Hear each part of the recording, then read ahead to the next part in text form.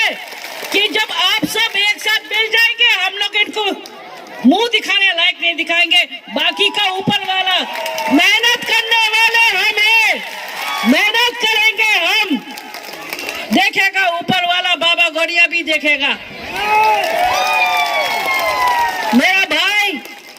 मेरा भाई ना सोता है ना ठीक से खाता है।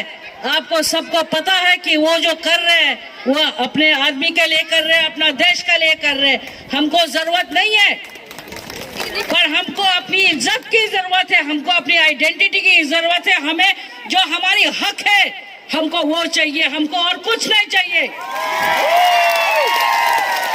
और उस हक के लिए हम लोग सब चीज करने तैयार है। बस बहुत बहुत धन्यवाद, आप लोग ने हमें इतना समय दिया। आपका आशीर्वाद रहे, आप लोग हमेशा हमारे भाई का साथ रहे और हमारा परिवार हमेशा आपका साथ रहेगा। धन्यवाद।